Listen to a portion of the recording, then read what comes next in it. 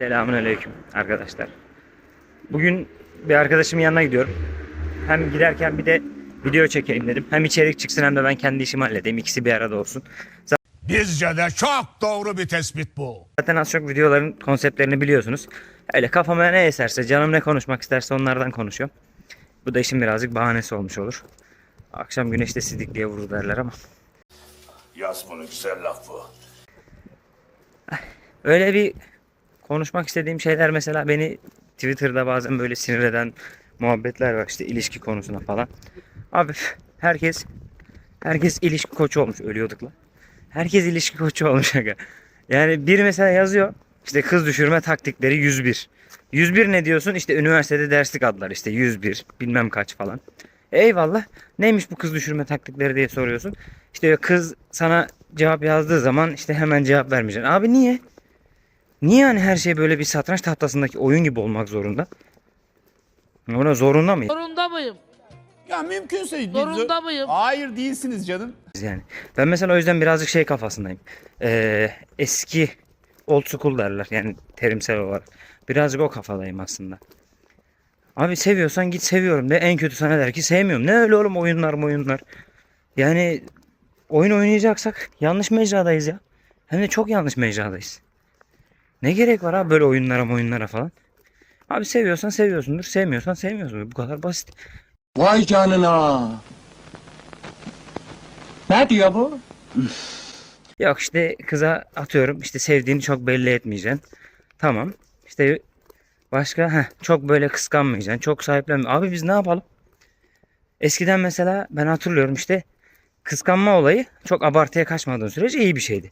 Şimdi atıyorum işte sevgilin eğer sevgilin erkek arkadaşıyla beraber yürümeye gidemezse, işte sinemaya gidemezse sen ne burayı bipleyeceğim de, veya işte atıyorum sevgilin erkek arkadaşının evine kalmaya gitmezse sen gavatsın. Lo gavaz utanma de hadi. Öpem ağam. Siktir et. Sağ ol. Sen işte şeysin, mağara adamsın. Abi diğer türlü hani gitmesine izin veriyoruz. Bu defa kız diyor ki sen ne kadar geniş bir adamsın. Gitmesine izin vermiyoruz. Bu defa mağara adamsın. Biz ne yapalım? Aynı şey kızlar için de geçerli. Yok işte sahipleneceksin. Sahiplendiği zaman eski kafalı oluyor.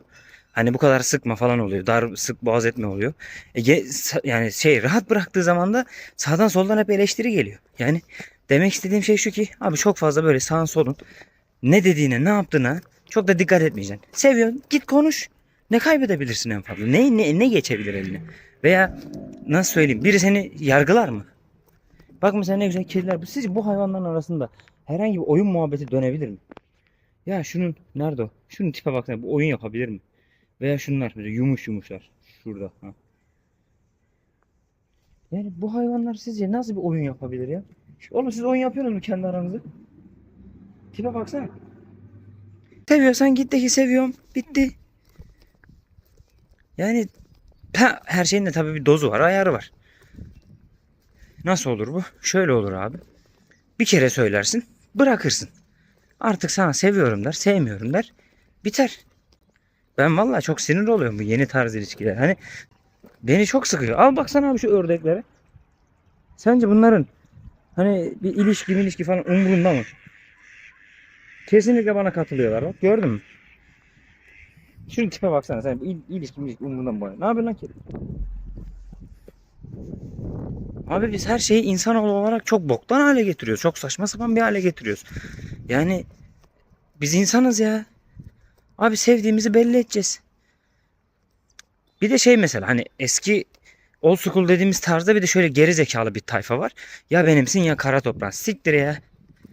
Hani ne abi bu ya benimsin ya kara toprağın. Bir seçenek sunuyorsun ama sunduğun seçenek olmaması. Hani bu mu? İstediğini seçmekte özgürsün. Ya ölürsün ya benim olursun.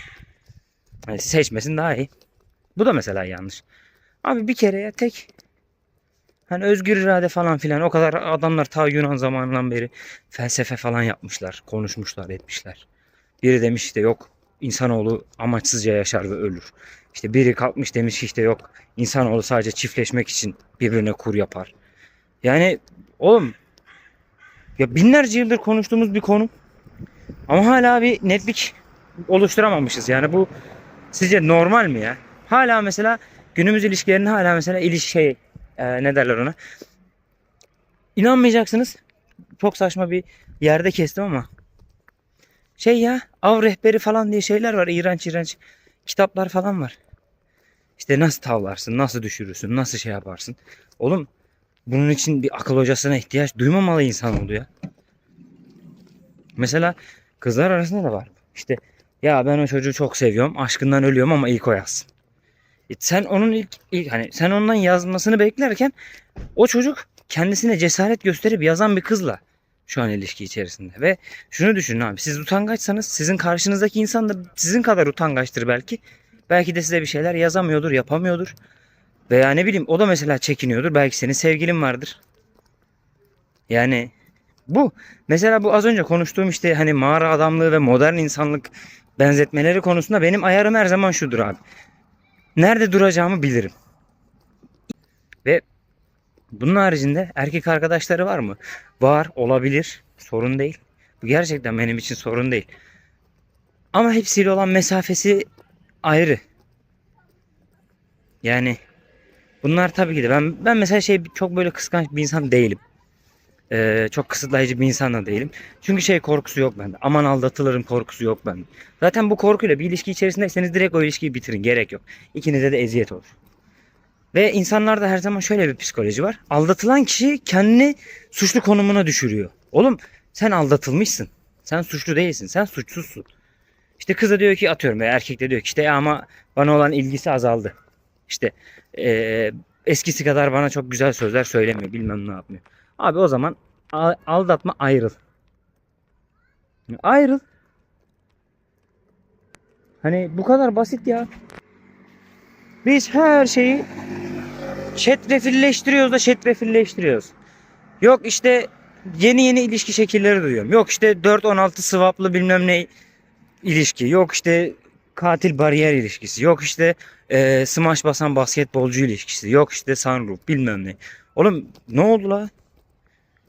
Ya ben hani güncel olarak olarak bilgi birikim olarak hala kendimi şeyde tutuyorum. Ne derler ona? Bir erkek var, bir de kadın vardır. Bu kadar. Yani ötesi berisi falan filan yok. Hani ilişki olarak da seviyordur, sevmiyordur. Bitti ya. Ne abi bu kadar? Saçma sapan haller, ilişkiler. Hani bunun bir sözlüğü olsa ki o sözlükten de ben bir şey anlayabileceğimi sanmıyorum. Aman kapkaranlık olduk. O sözlükten de ben bir şey anlayabileceğimi sanmıyorum. İşin içinden çıkılmaz abi. Ve şöyle düşün hani bizden önceki nesil tamam birçok şey yanlış yaptı ama en azından onlar severken düzgün sevebiliyorlardı. Demiyorum, eski tarz köylü ilişkisi demiyorum. İşte eşini hep böyle ikinci üçüncü plana atıp da kendisi rahat bir hayat yaşayan insanlardan bahsetmiyorum. Abi seveceksin. İlgi göstereceksin. Ve ortak bir paydada buluşacaksın. Yani ilişkiyi özetlemek gerekirse insanların ilişkilerinin şöyle olması gerekiyor. Ben varım, sen varsın. İkimizin de kendine ait özel hayatı var. Ve ortak bir paydada biz bir hayatı paylaşıyoruz. Bu kadar basit. Yani bir üçgen düşünün veya bir kare, dikdörtgen, daire ne isterseniz artık. Onu 3 parçaya böleceksiniz. Bir parçası senin kendi hayatın.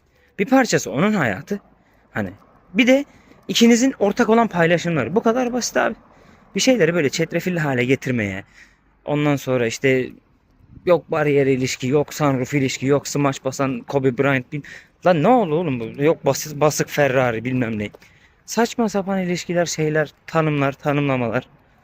Seviyor musun, sevmiyor musun? Bitti gitti. Bana diyebilirsiniz, geri kafalısın, şöylesin, böylesin. Abi geri kafalıysam da bırakın ben böyle geri kafalılıkla hareket edeyim. Ben böyle mutluyum ya. Çok da ileriye gitmeye de gerek yok. Demek ki çok da ilerlemek iyi değilmiş. Yani hani abi saçma sapan ilişkiler. Bazen böyle Twitter'da bunun geyiği dönüyor. Duyuyorum mesela. İşte X kişi kız olur erkek olur. Ya işte sallıyorum. Hani ben Ayşe'den, Fatma'dan, Ahmet'ten, Mehmet'ten hoşlanıyordum ama işte bana olan ilgisi bir gün biterse diye yedekte de birini tutuyorum. Oğlum Bench'te birim var mı? O ne lan? Ya şimdi biz ayrılacağız ya, hani yedekte gidebileceğin birileri var mı? Yok, niye olsun öyle biri hayatımda sen varken, anlamadım ki. Ya o zaman üzülürsün, tamam mı? Bak Abi merak o zaman etme. üzülmen normal yani. ne la bu? Hani mi? Futbol maçı, basketbol maçı mı oynuyorsun? Hani oyuncu sakatlanırsa maçı kaybetmemek için hani hiç mi yalnız kalmadınız hayatınızda? Hiç mi sevgisiz, ilgisiz kalmadınız? Hiç mi kendi başınıza kendinizi sevmeyi bilmiyorsunuz? Öğretmediler mi onu biz? Hadi size bir şey öğretmemişler diyelim. Siz kendi kendinize öğrenemediniz mi hiçbir şey? Bu kadar zor olmamalı arkadaşlar bazı şeyler. Sevin, sevilin, mutlu olun ya. Bu kadar. Ha, kimseyle bir ilişki içine girmek istemiyorsanız da yalnızlığı sevin oğlum. En güzeli. Diyorsan kardeşim benim kafam rahat olsun ki ben gibi. Yalnız kal ya. Ha, bazen oluyor mu oluyor. Böyle delicesine hoşlandığım birisi oluyor. Oturuyorum düşünüyorum. Mantığımı ön planda tutuyorum. Zaten 10 dakika sonra o hoşlantı geçmiş oluyor. Tabii her yiğidin gönlünde de bir aslan yatardır ama. Neyse bugünlük de bu kadar. Valla düşünceleriniz, fikirleriniz nelerdir bilmiyorum. Bundan önceki videolarımı izleyip yorum yapan arkadaşlara selamlarımı iletiyorum. Kaya diye bir arkadaş var. Oraya bir önceki videoma yazmıştı abi sen atıyorum. İşte kadınlar gemici olabilir mi? İşte sen kadın düşmanısın. Kardeşim buradan da videodan da cevap vermiş olayım. Ben kadın düşmanı değilim. Ben kadınlara düşman olanlara düşmanım. Teşekkürler. Buraya kadar izlediğiniz için tekrar teşekkür ederim. Kendinize iyi davranın. Allah'a emanet olun. Hadi eyvallah.